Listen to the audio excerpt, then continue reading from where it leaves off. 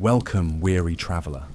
As the soft rustle of night settles in and your thoughts begin to drift, let us quietly step back into the 1860s, to a land split by belief and blood, where tens of thousands donned blue or grey and braced themselves for a conflict they could never fully comprehend. Tonight, we'll nestle into the scratchy woolen uniform of an ordinary Civil War soldier, one among many, caught in the slow march of history. Close your eyes and let your mind wander gently down a muddy path beneath heavy skies, where bugles echo faintly in the distance, and the air is thick with the scent of pipe smoke, damp earth, and sweat-soaked canvas. The year is 1863. The war is deep in its bitter middle. You awaken before dawn, curled stiffly on the hard ground beneath a threadbare blanket, the early mist clinging to your eyelashes and beading on your rifle beside you. The camp is quiet, save for the distant coughing of fellow soldiers and the soft creak of boots as the first among you rise to stoke small fires. Your back aches. Your stomach is already grumbling, but you know breakfast will be a hasty affair. Likely salt pork, chewy and overly briny, or if you're lucky, some leftover hardtack from yesterday. A biscuit so hard it can break a tooth if you're not careful. You soak it in coffee, the bitter grounds floating lazily in your tin cup, trying to coax some warmth into your bones. Around you, the other men move slowly, dressing, muttering, folding up what few belongings they have. Most have not bathed in days. Your uniform, a dull blue if you're Union, or a weather-faded grey if you're Confederate, is stained with sweat, grease, and the smoke of countless fires. Lice are an ever-present nuisance. You scratch at your collar absently. Hygiene is rudimentary at best, and diseases like dysentery, typhoid, and malaria claim more lives than bullets ever will. Marching orders come without ceremony. Today might bring another long walk, 15 miles or more in thick boots that rub your heels raw, carrying a haversack heavy with ammunition, crackers, and whatever small keepsake you've managed to keep. Perhaps a faded photograph or a letter from home folded many times over. Your musket weighs nearly 10 pounds, and the sun climbs relentlessly. The road is dust-choked in summer, frozen solid in winter, and always full of hazards, sprained ankles, infected blisters, even sunstroke. You march in formation, shoulder to shoulder, the rhythm of boots on dirt becoming hypnotic. Officers bark orders. You try to keep pace, to stay alert, to not stumble. Sometimes the boredom is worse than the fear. Days drag on in sameness. March, set camp, eat meager rations, dig latrines, wait. Then suddenly, chaos. A skirmish erupts and the line is called to arms. Your heart pounds. You check your cartridge box. You load, ram, aim. Gunpowder fouls the air, a choking cloud that blurs your vision and fills your mouth with ash.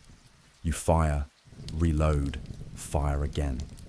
You cannot hear much, only the ringing in your ears and the occasional cry of the wounded. The line may hold, or it may break. You pray you are not hit, but even survival has its price.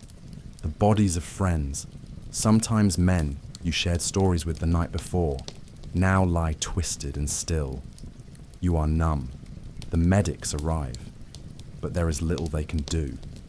The surgical tools are crude, and there is no anesthesia beyond whiskey. Amputations are performed with saws, swiftly and often without cleanliness. You try not to watch. You try not to listen. Days pass. You might write a letter to your family, if paper and time allow. You keep it short. You do not describe the horrors. You ask about the farm, the weather, the children. You hide the fear in your words.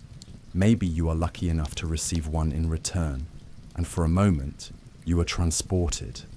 Home again, if only in your mind. As night falls, You huddle once more under a blanket that never quite warms you. You stare at the stars, the same stars seen by both sides, by every soldier wondering if tomorrow will be his last. You think about food, about home, about the quiet of ordinary days. You wonder how long the war will last. But mostly, you are tired, bone tired. And so, as the camp quiets and the fire dies low, you let your eyes slip closed. Sleep comes like a welcome fog, and for now at least, you are still alive. Morning arrives not with gentle rays, but with a sharp bugle call and the rustling stir of weary men rising once again from the cold, uneven ground. The dew clings to everything, silvering your blanket, the soles of your boots, the rough brim of your forage cap. Your joints creak as you stretch, another night on dirt having added its slow toll to your limbs. There is no time for ease. The firewood is damp, but you strike it to life anyway, cupping your hands around the small flickers as they grow into a flickering warmth. Breakfast is rationed with no ceremony. A square of salt pork slick with brine, a few pieces of hardtack softened in yesterday's coffee, still bitter and flecked with grit. Around you, the camp is a patchwork of scattered belongings. Rifles leaning against tree stumps, jackets hung over fence posts to dry, letters half written and left beside haversacks. You hear someone cough again, the wet, rasping kind that never quite stops. Sickness winds through the camp like an invisible thread, woven into every breath. There are no antibiotics, no modern treatments, only quinine, mustard poultices, and hope.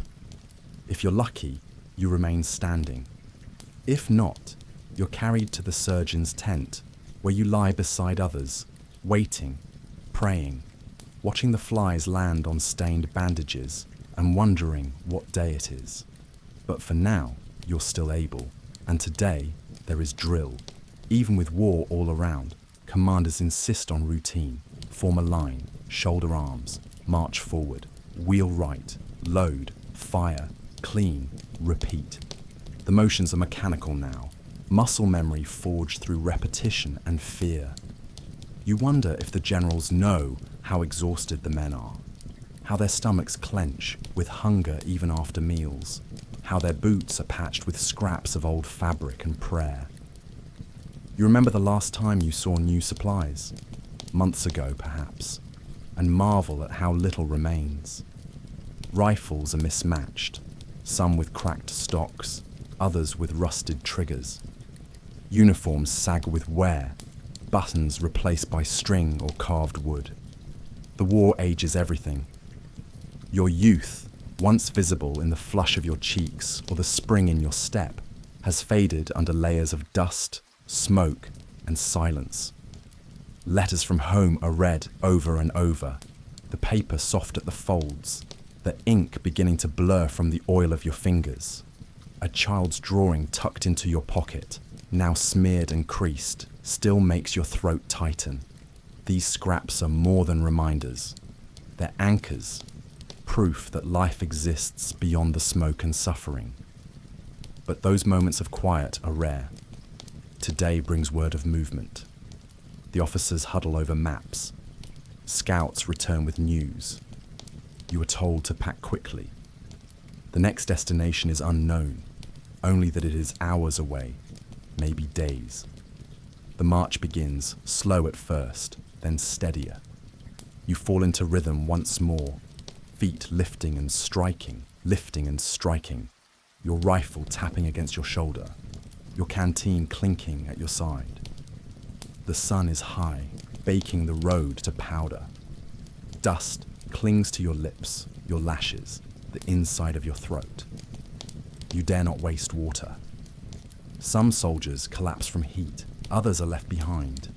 The column moves on. As dusk approaches, the landscape changes.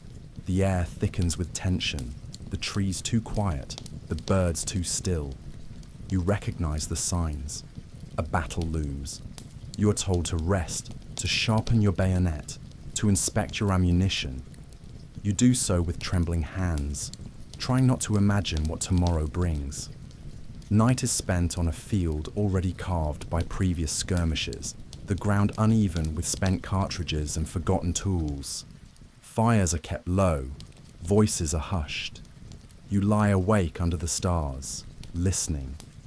Every crack of a twig or rustle of brush sends your heart leaping. Around you, others whisper prayers, write hurried notes, tighten the straps of their gear. No one says what you're all thinking. The possibility of death is so constant it hardly needs naming. You drift in and out of sleep, your body too tired to resist, your mind caught in the haze between dream and dread. The war does not sleep. Even in silence, it presses against you. And as the wind picks up and clouds scuttle across the sky, you brace yourself for whatever dawn may bring. The dawn comes pale and slow, a grey bloom spreading across the horizon as you stir from uneasy sleep, your limbs heavy and your thoughts tangled. Around you, men rise in silence, each movement subdued, boots tugged on without speaking, rifles checked with the same solemn ritual as prayer. The camp is a hush of anticipation, the air thick with the scent of damp earth and the acrid remnants of last night's fires. Breakfast is minimal, just enough to keep your stomach from twisting. You chew methodically, not tasting much, eyes already scanning the tree line ahead. There's a strange calm before battle, a stillness that settles like mist, even as your pulse thrums beneath your skin. Orders are given in quiet tones. You fall into line. Each man beside you bears the same distant look, faces pale, some clutching small tokens of home, others lost in silent thought. The drummers are young, too young, their eyes wide as they grip their sticks. Then movement, a slow advance across open fields, dew darkening the knees of your trousers, grass whispering underfoot. You focus on your breathing. Step, step, wait. The officers bark commands. Bayonets are fixed. The air grows heavier, charged with what you cannot yet see. Then, in a sudden shiver of noise, it begins. The first crack of gunfire tears through the stillness, followed by another, then dozens more. Smoke erupts, curling into the sky like dirty clouds. You fire, reload, fire again, fingers moving with practiced speed even as your hands shake. You do not think about the faces in the distance. You aim at shapes, at colour, at flashes of movement. The world narrows to sound and recoil, and the sour taste of powder in your mouth. Around you, men shout, stumble, fall. A cannon roars nearby, its blast rattling your teeth, its smoke engulfing the field.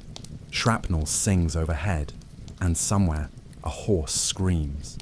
You crouch, then rise again, pushing forward through mud now streaked with red. The line holds, then wavers, then holds again. Time bends. Minutes stretch into something longer, uncountable, until at last the firing slows. Orders are shouted to halt, and slowly, the noise fades to an eerie quiet. You lower your rifle. Your ears ring. The field around you is chaos, bodies still and unmoving, others writhing, calling out for help, for water, for home. You cannot help everyone. You kneel beside one man, press a cloth to a wound, whisper words you're not sure are heard. The medics come, red-stained and grim, their stretchers quickly filled. You rise, numb, and stumble back with the others, your legs trembling, your uniform soaked through with sweat and soot. The day drags on in confusion. You're told to rest, but the images do not leave you. You clean your rifle, hands going through the motions. You chew stale bread without hunger. You stare into nothing. That night, there is no fire. The sky is too open, the enemy too close. You lie beneath your coat, listening to the groans from the field beyond. Sleep comes in flickers, interrupted by dreams that feel too real. You see faces, hear the thud of boots, the scream of cannon. You wake in starts, heart racing. This is the rhythm of war. Not just the battles, but the waiting between them. The endless cycles of fear, action, silence. You learn to move without thought, to brace against emotion. There is no space for grief, not yet. You tuck it away, like the letter in your pocket, folded and worn. Its words memorized by heart. Tomorrow may bring another march, or another fight, or simply another day of digging trenches, of standing watch, of surviving. You do not know. You only know that you will rise again with the dawn, and that the war, slow and unforgiving, will continue with or without you. The days stretch forward, long and indistinct, each one melting into the next like softened wax. You begin to lose track of time. The date doesn't matter anymore, only the rhythm of camp life, the endless pattern of marching, drilling, resting, and waiting. You become part of a machine, a small cog in something vast and slow-moving. And while the great battles make the headlines, you live in the quiet grind of daily endurance. Today begins like many others, with the shrill call of reveille and the dull ache of your limbs reminding you that your body is never quite comfortable anymore. Your bedroll is damp, the ground beneath you hard and unforgiving. You rise and stretch, rubbing sleep from your eyes, pulling your coat tighter against the morning chill. Coffee boils in blackened tin pots, its scent bitter and strangely comforting. Someone nearby hums a song from home, low and mournful, while another curses quietly as he digs a pebble from his boot. There is talk of mail coming today, and you find yourself hoping, though you try not to expect. The disappointment can be worse than the silence. After a hasty meal, there is drill again. Always drill. The officers insist it keeps you sharp, but the men grumble, their faces drawn with fatigue. You move through the steps automatically. Load, aim, fire, reload. Your hands know the motions better than your mind now. Later, there are chores. Filling canteens at the stream, scrubbing pans, repairing torn gear with whatever scraps can be found. The work is tedious, but it keeps your thoughts busy. You listen to stories from other regiments, whispered rumors of distant battles, of generals promoted or disgraced. Most of it is guesswork, but it fills the air. Occasionally, the chaplain visits, reading scripture or leading a hymn. Even if you're not devout, the sound is soothing, a tether to a world that feels impossibly far away. When the mail finally does arrive, the camp gathers like moths to flame. You wait, heart thumping, watching as the letters are called out, one by one. Your name is finally heard, and your fingers shake as you take the envelope, already creased and stained from its long journey. The handwriting is familiar. You sit on a log and unfold the paper, eyes scanning each word slowly, savouring the voice of someone who remembers who you were before the war. The letter speaks of planting season, of neighbours who've gone off to fight, of a cousin's wedding.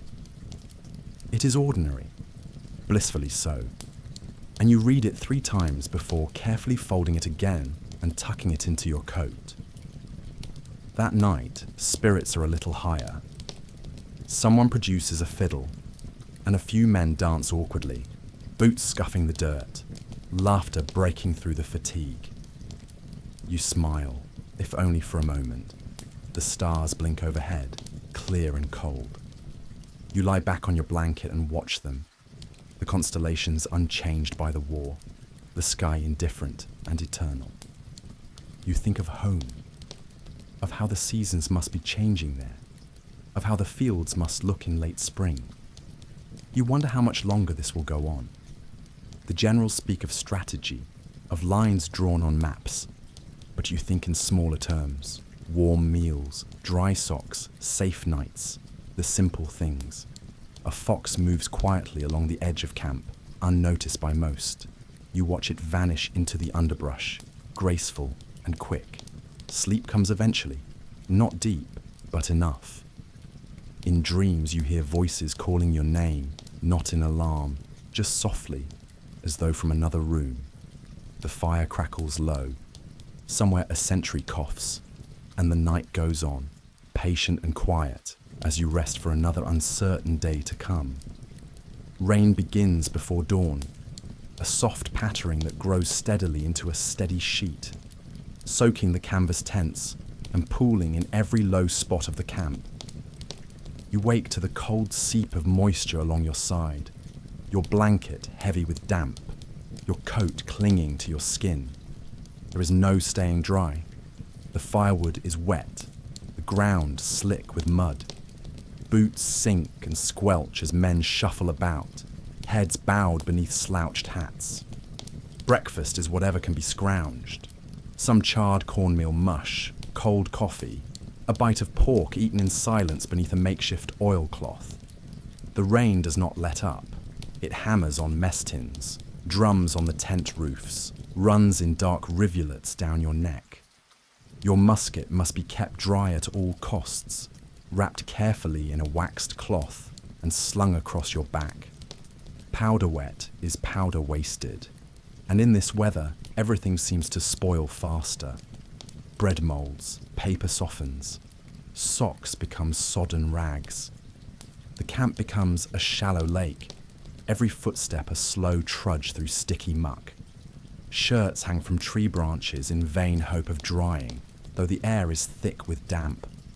And still, the drills go on, the orders shouted over wind and water, the same motions performed in the same heavy rhythm.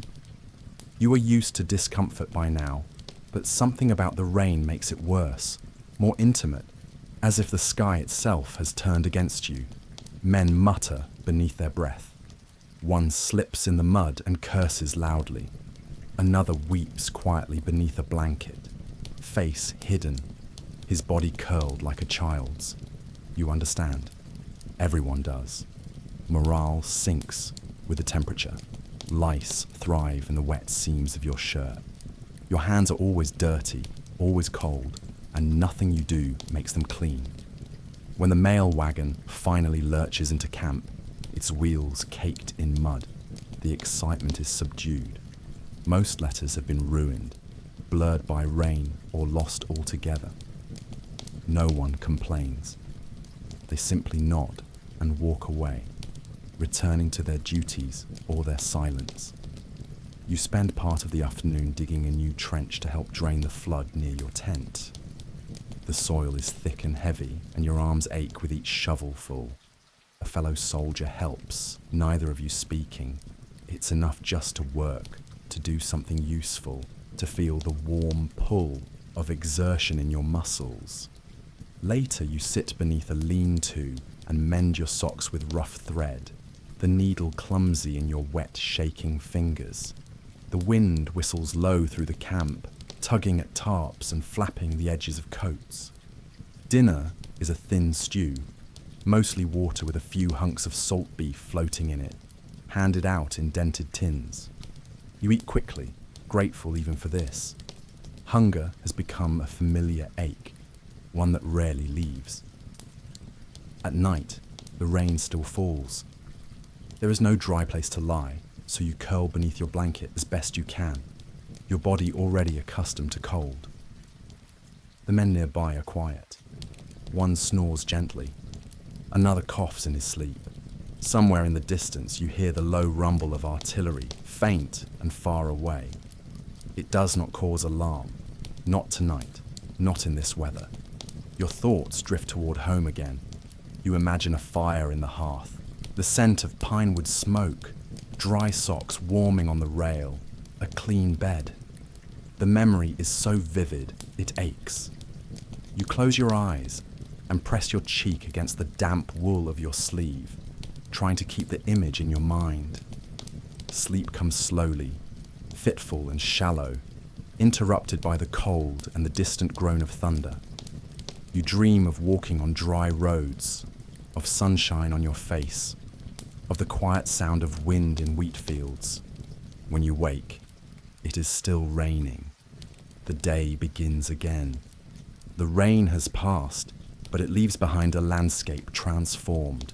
Mud clings to every boot, every wheel, every step you take, and the air smells thick with the musk of wet canvas, churned soil, and smoke rising lazily from rekindled fires. The sun is a pale disk above the trees, offering light but little warmth. You scrape the worst of the filth from your coat and try to brush the grime from your trousers, but the stains are permanent now, the fabric's stiff with old sweat and clay. Breakfast is a boiled piece of cornmeal, yellow and bland, eaten while standing because every surface is slick with muck. Someone nearby has found a scrap of newspaper and reads it aloud, the headlines outdated but still clung to like precious gossip. There is talk of a victory far away, of a general replaced, of supplies en route, though you've learned to take such rumours with a soldier's scepticism. You pack your gear again, your blanket folded tight, your few belongings tucked into your haversack, a spoon, a tin cup, a comb with several teeth missing, and the same damp letter you read each night, its creases growing deeper with each day it's carried next to your heart. Orders arrive by mid-morning. The regiment is moving, and soon you are back on the road, shoulders hunched beneath the weight of your pack, rifle slung across your chest. The sun warms the back of your neck as the day progresses, drying the last of the rain from the trees, but the road remains a mess, a slick trail of deep ruts and hoof prints. Horses struggle to keep pace. A wagon breaks a wheel, and men are called to lift and shift, their hands black with mud. You march in silence, boots squelching, your legs numb with repetition. The column stretches for miles, a living thing winding through hills and forests, past abandoned farms with broken fences and shuttered windows. Sometimes a woman watches from a porch, her eyes hollow, children clinging to her skirts. No words are exchanged, just quiet stares and the crunch of footsteps moving on. At a crossroads, you pause to rest.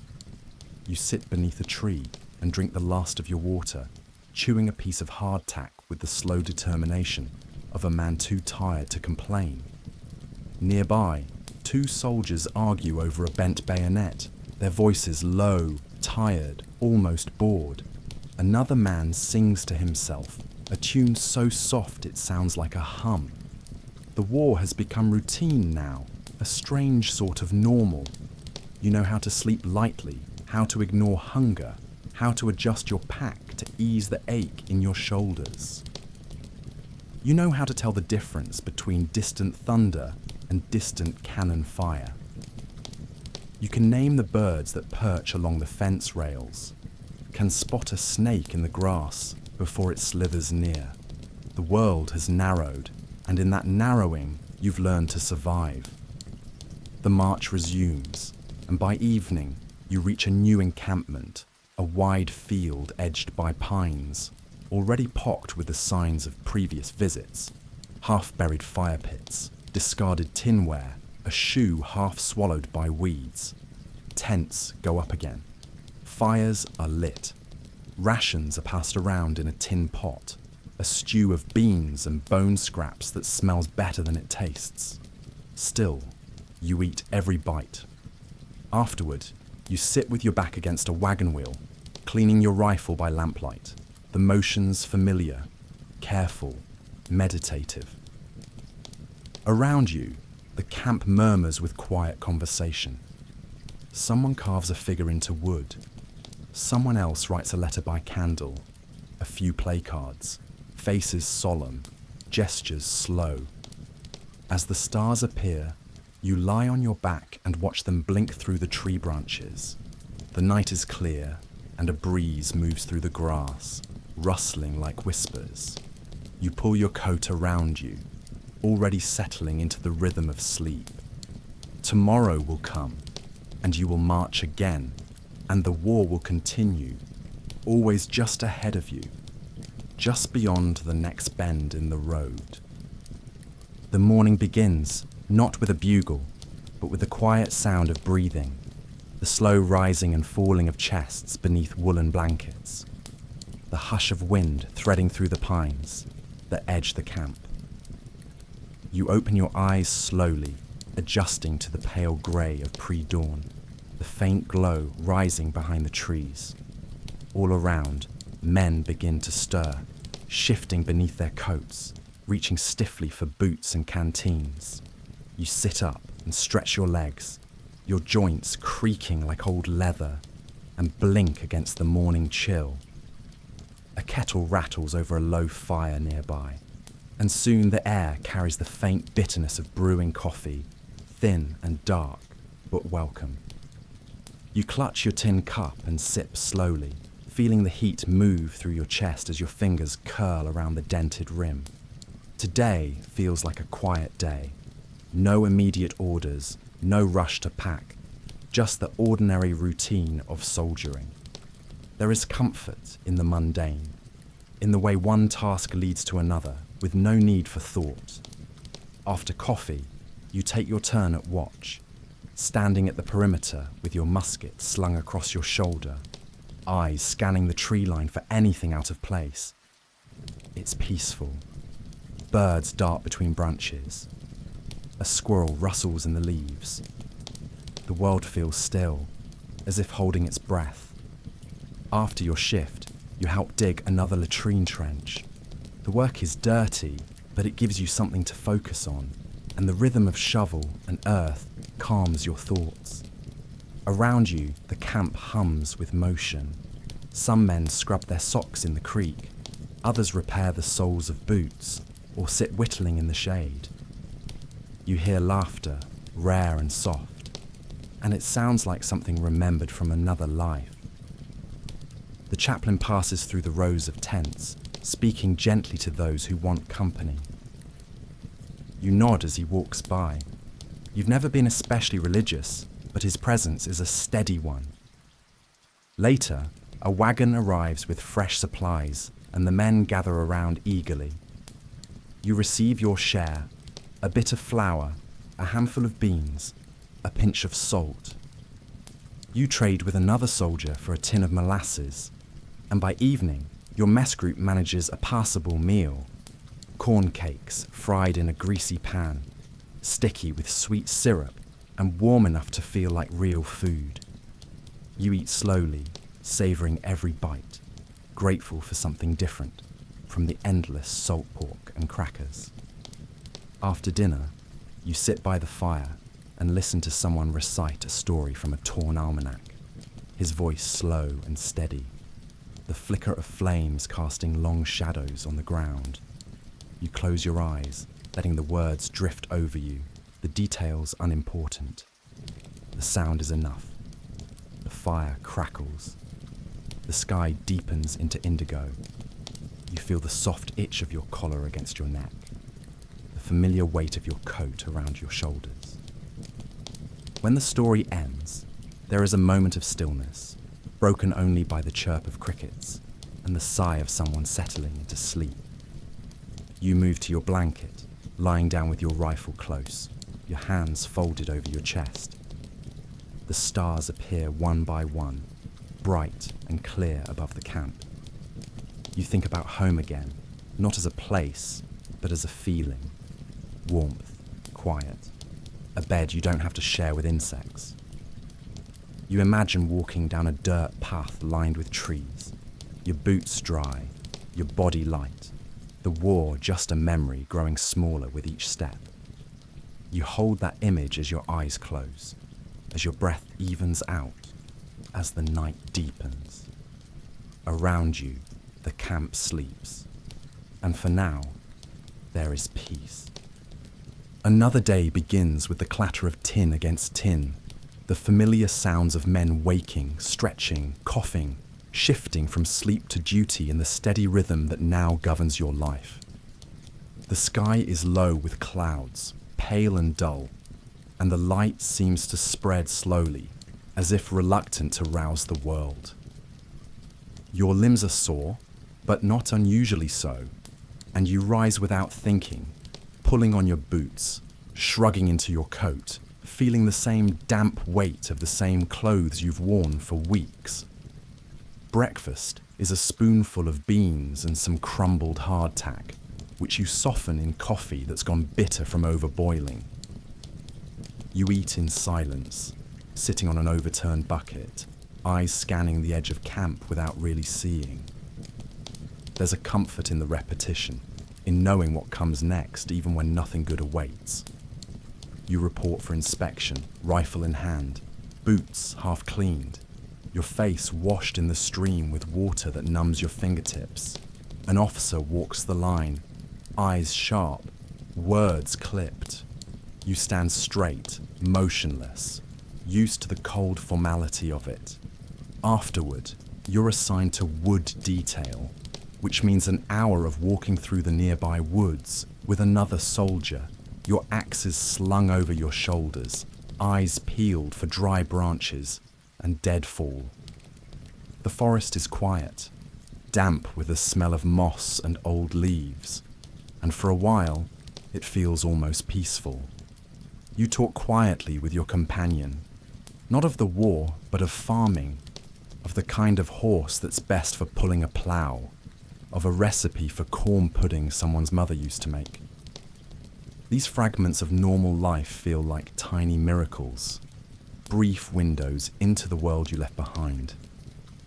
You chop wood slowly, piling it into bundles to be carried back to camp. Your muscles ache, but it's a good ache, clean and familiar. Back at camp, you help build up the fires, feeding them with your morning's work, watching the smoke curl into the sky like prayers rising from earth. By midday, you're sweating under your coat, your back damp, the sun pushing through the clouds in hazy shafts. You clean your rifle again, wipe your boots, rinse your shirt, and hang it on a line. The simple tasks fill the hours. The surgeon visits, his coat stained and his eyes rimmed with red. He checks on the wounded, murmurs soft instructions, nods at your group as he passes. You wonder how many more men he's seen since last week. Someone nearby gets word that his brother died at Gettysburg. He doesn't say much, just folds the letter and walks away, his face empty, his steps slow. You don't know what to say. None of you do. So you keep moving. In the late afternoon, you help set up a new watch rotation. The officers want the perimeter tighter. You nod, tie a red scrap of cloth around your arm to show your role, and walk the edge of camp as shadows grow longer. You notice small things.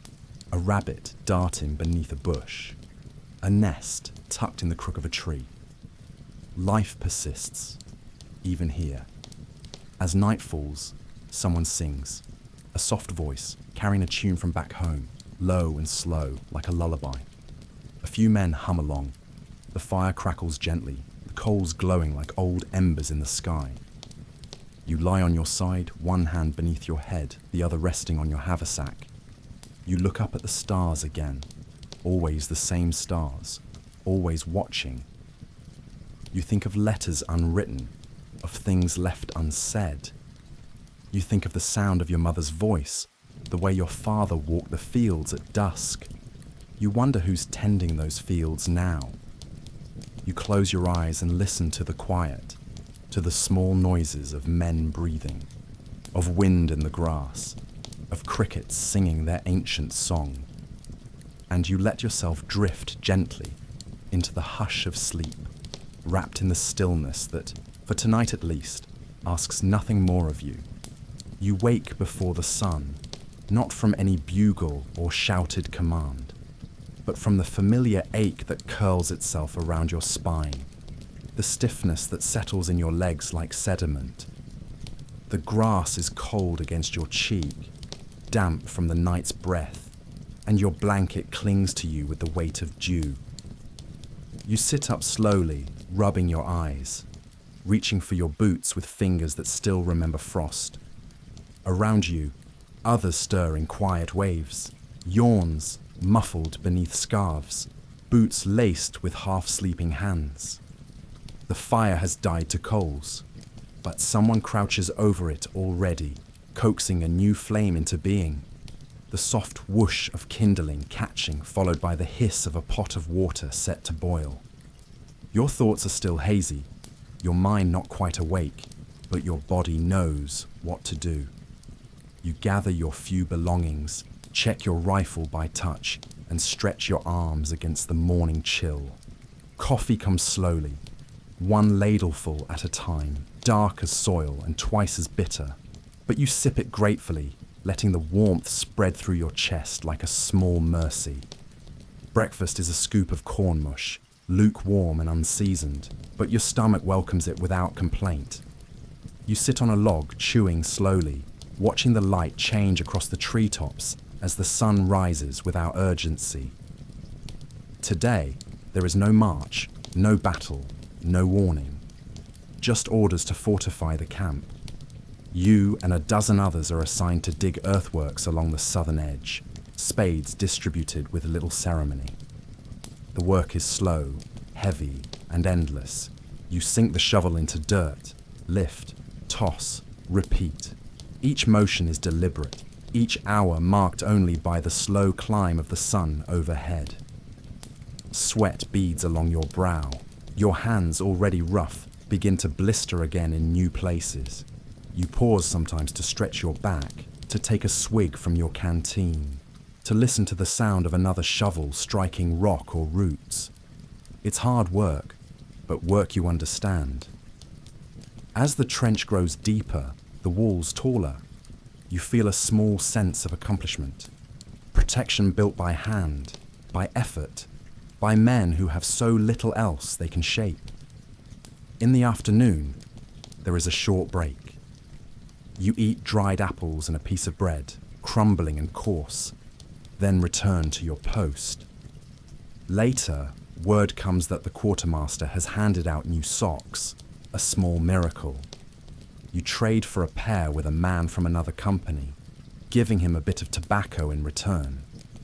The socks are coarse wool, but clean, and you smile as you pull them on, your feet grateful beyond measure. Near sundown, the captain walks the line, inspecting the work, giving nods of approval. He stops briefly to ask your name, then moves on, his coat flapping gently in the breeze. You feel strangely proud. As evening settles in, the camp takes on its usual hush. Fires are lit, stew is passed around, mostly beans and a few strips of bacon boiled until soft, and men gather to eat, to talk, to be still.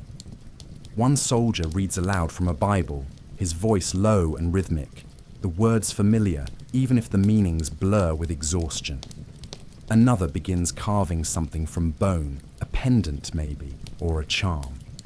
You lie back and rest your head on your haversack, eyes tracing the slow waltz of clouds across the stars.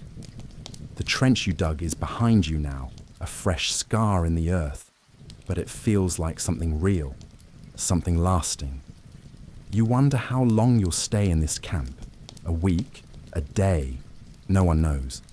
The war moves in strange patterns, slow and sudden, and you've learned not to guess. What matters is now.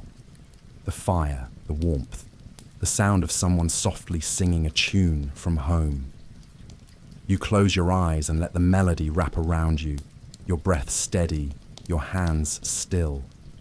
Sleep waits just at the edge of thought, and you go to it willingly, quietly, without fear. The sound that wakes you is distant, almost delicate, the low thud of cannon far across the hills, like someone dropping stones into the belly of the earth.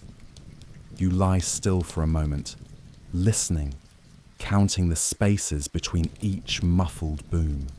The others hear it too, Heads rise slowly from bedrolls. Boots are pulled on without a word.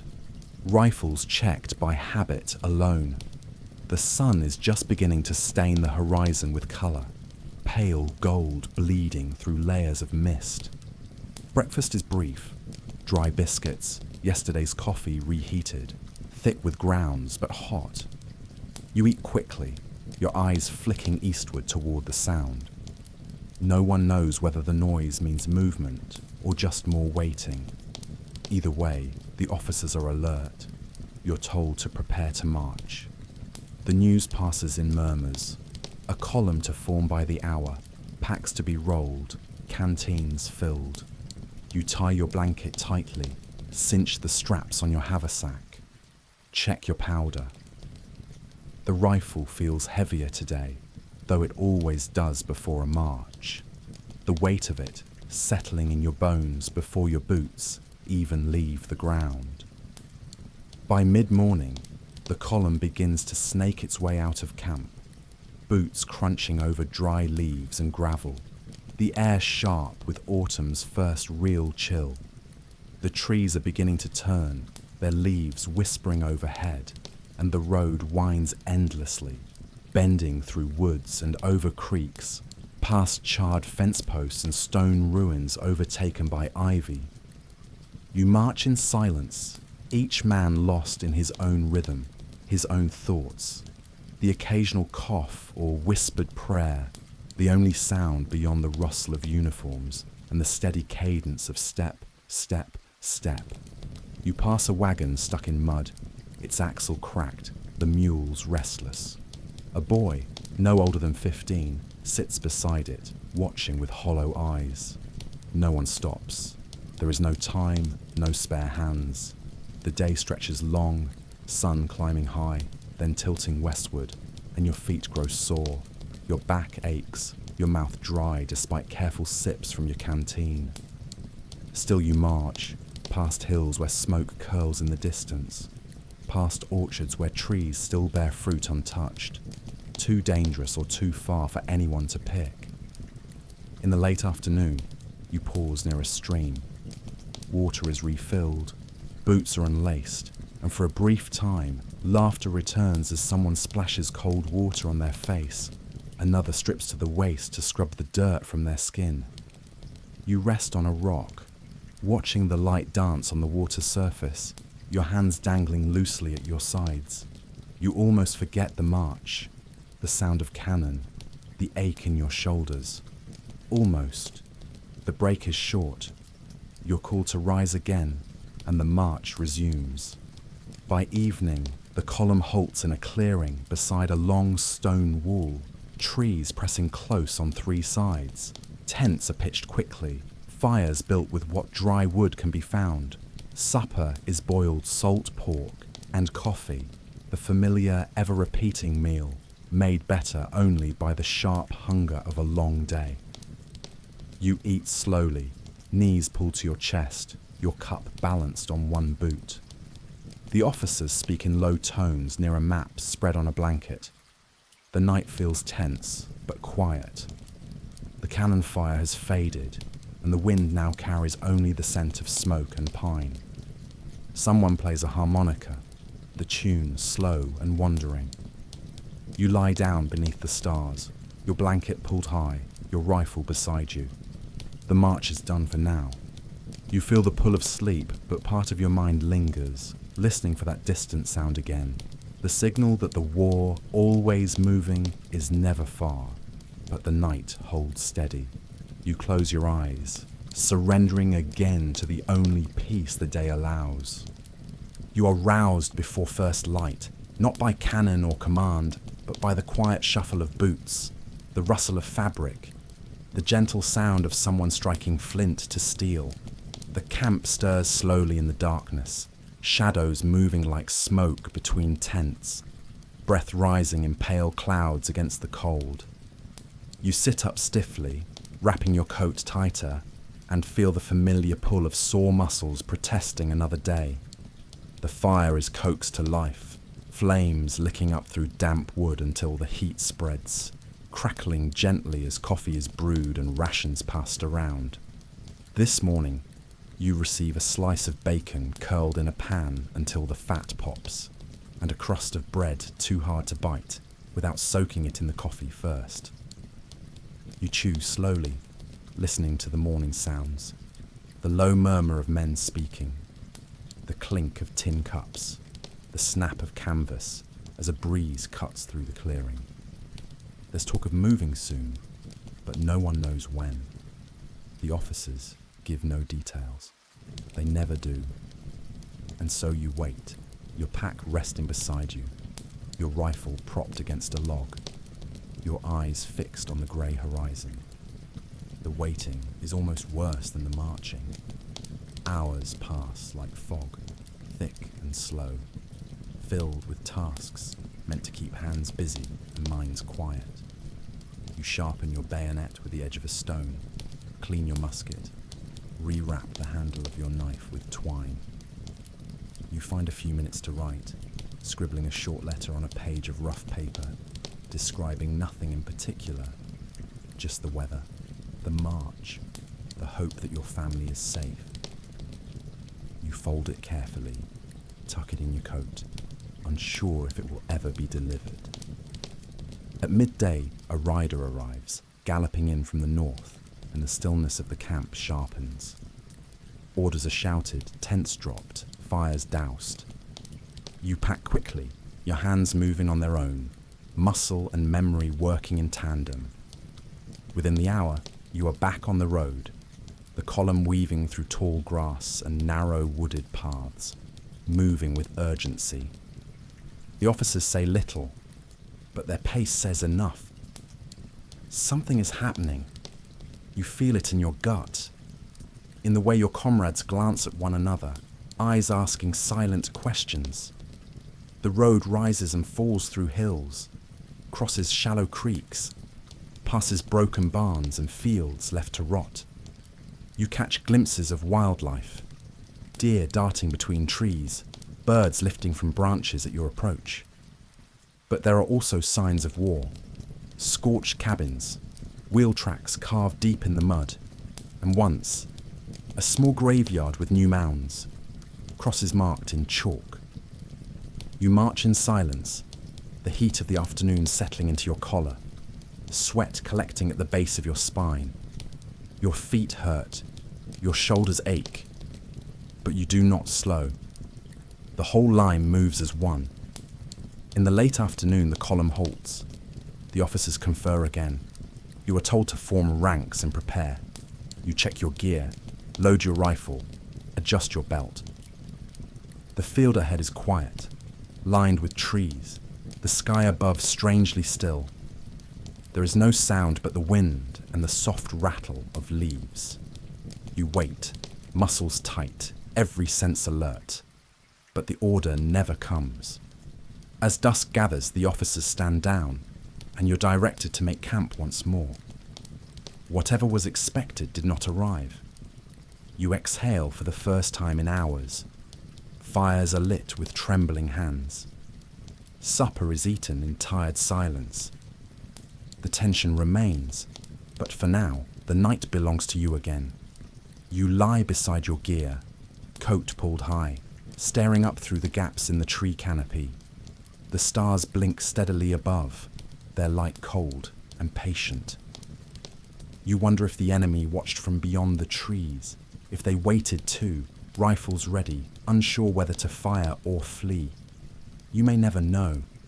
All you do know is that you are here, still whole, still breathing, and that is enough to let your eyes close as the wind moves gently through the leaves above you, whispering you towards sleep.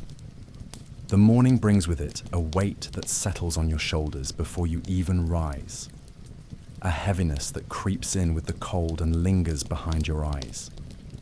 You wake slowly, your body unwilling to move, your joints stiff and swollen, your fingers curled into fists that take time to uncurl. The ground beneath you is uneven, packed hard from so many nights of sleep, and your blanket offers little warmth against the chill that has crept into your bones. You sit up and pull your coat around you, brushing dry leaves from your sleeves as you reach for your boots, damp with dew and already beginning to crack. Around you, others stir in the same slow rhythm, faces pale, eyes sunken, mouths drawn in tight, silent lines. The fire is coaxed to life again, thin smoke curling upward, and the same tin pots are set to boil with the same bitter coffee, the same scraps of food measured out with care. You eat without hunger because it's what you do, your hands shaking slightly as you grip your tin cup, the liquid inside rippling with each tremor. No one speaks of what may come today. No one needs to. The signs are all around you. The officers walk faster, their voices clipped, their maps held tight. Ammunition is checked again, belts retightened, rifles inspected twice. A chaplain walks quietly from man to man, offering words you only half hear. His presence, both comfort and reminder. You write a short note. Just your name, your regiment, a few lines for those at home. You fold it carefully and tuck it deep in your pocket. Not because you expect the worst, but because the habit is unbreakable now. You rise, sling your haversack over your shoulder, and fall into formation without being told. The march is short this time, maybe a mile or two, the path narrow and lined with trees whose leaves whisper in the wind, golden and red against the pale sky. You see the clearing before the officers speak. The terrain is uneven, the grass trampled, the signs of recent movement plain to any trained eye. You are told to move quickly, to take position along a low ridge, to dig in if there's time. Your hands move without thought, driving a small trench, stacking stones, arranging your cartridge box so that it's within easy reach. The sun is nearly overhead now, casting long shadows from the trees, the air dry and filled with the scent of turned soil, of powder residue, of oil on metal. And then you wait. Minutes stretch into an hour. Your shoulders cramp. Your mouth dries. You stare forward at nothing in particular, eyes scanning for motion, for smoke, for sound. And then it comes. Distant shouts, the crack of rifle fire, the unmistakable thump of artillery. Your heart begins to race. Orders are shouted. You raise your musket. You fire. You reload. You fire again.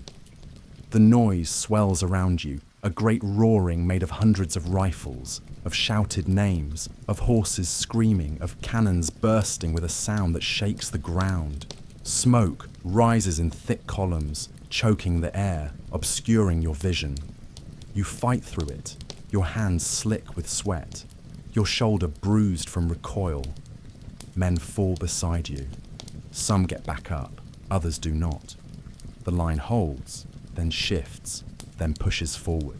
You move with it, over rocks, through mud, across bodies. The world narrows to motion and sound, to the weight of the musket in your grip, to the rhythm of load and fire, load and fire.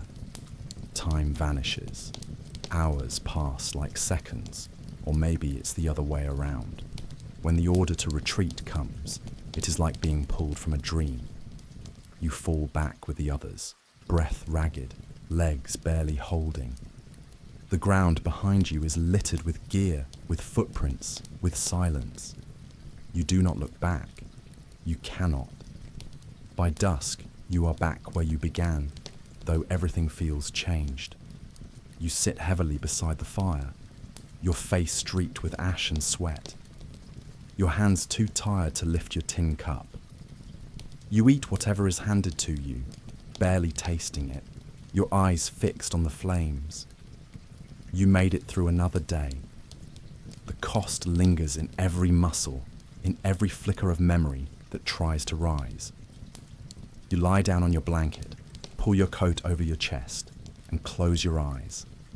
The sounds of battle still echo in your ears, but sleep comes anyway, slow and steady, as the stars begin to emerge, one by one, over the quiet field. The next morning comes softly, with no sharp calls, no hurried footsteps, just the slow return of light creeping over the edges of the world, and the quiet rustling of men who have risen from their blankets, with the fragile stillness of the worn and the spared. You open your eyes and blink up at a pale sky, your limbs heavy but whole, your lungs drawing breath that smells of cold ashes and trampled grass. Around you, the camp moves with quiet reverence, as though afraid to disturb the uneasy peace that has settled in the aftermath. You sit up and stretch gently, the stiffness in your back like an old friend now, persistent but familiar.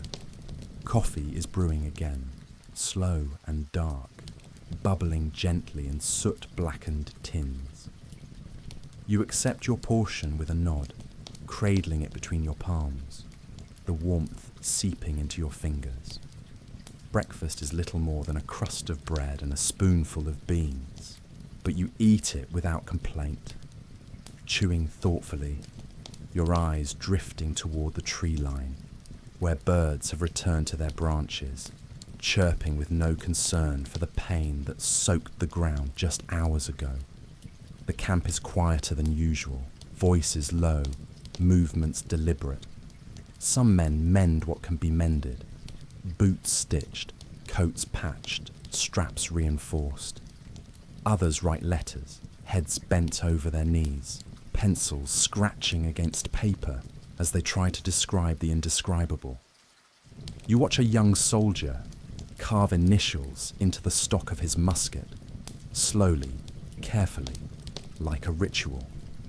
Mid-morning brings orders to clean weapons, to collect stray gear from the field, to prepare again. Always to prepare. You join a detail sent to retrieve equipment left behind during the skirmish, your boots pressing deep into the soft earth, the air sharp with the smell of gunpowder and churned soil. The battlefield feels hushed now, empty but not silent. Shell casings glint in the grass. Buttons lie scattered in the mud. A battered canteen swings from a tree branch like a forgotten charm. You gather what you can, placing each item gently into a sack, your hands moving with quiet respect. Sometimes you pause to straighten a jacket or brush the dirt from a fallen kepi, as if the dead might notice. By the time you return, the sun is high and the day has warmed.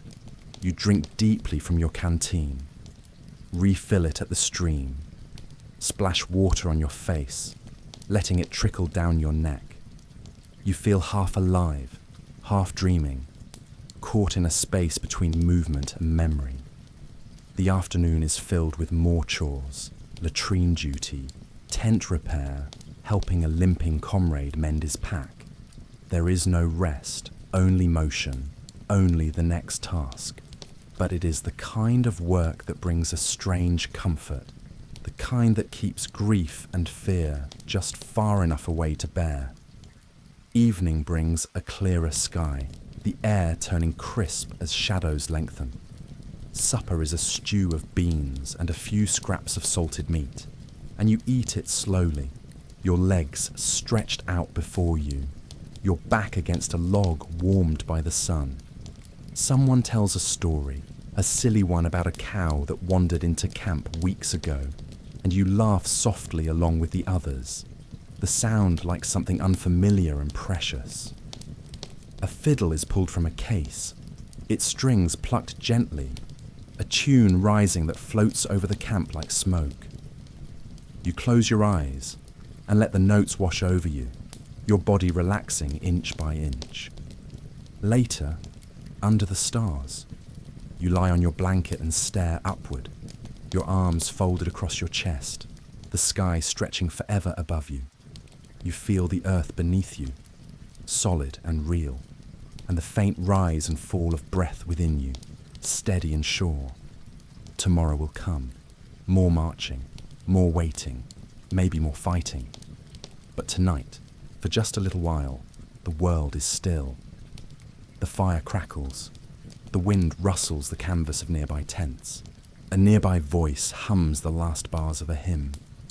You close your eyes and drift, the edge of sleep soft and near, the stars watching in silence. The routine continues with the same quiet persistence, days folding over one another like worn pages in a book, each marked by the same rituals of waking, marching, waiting, eating, sleeping and enduring. You have stopped trying to mark time by dates and now measure it instead by distance walked, by letters received, by the changing scent of the air and the angle of the sun at dusk. The boots on your feet are cracked and patched, but they hold, and you no longer wince at the feel of them. The calluses have formed where they needed to. Your hands are hardened too, your fingers rough with old blisters that now feel like part of your skin. This morning, the orders come earlier than expected, carried on horseback by a messenger with a voice as dry as dust. The march begins before the sun has fully risen, and your breath rises in clouds as you move forward, your rifle slung across your shoulder, your pack a steady pressure on your back. The road is uneven, winding through farmland long abandoned, fences half fallen, chimneys standing alone where houses used to be. You pass through a small town with no name on a map, its windows empty, its doors swaying gently in the wind. A dog watches you from behind a shutter, silent and still. No one speaks much today. The column is quieter than usual, each man wrapped in his own thoughts, eyes fixed on the path ahead. You hear birdsong in the distance and the occasional creak of a wagon wheel, but mostly it's the steady shuffle of feet on dirt. Around midday, you stop to rest. You find a place beneath a tree and sit with your back against its trunk, pulling a bit of bread from your haversack, chewing slowly, watching the sunlight shift through the leaves above you. The moment is peaceful in its own small way, and you close your eyes for a few minutes, letting your body relax, your thoughts drift.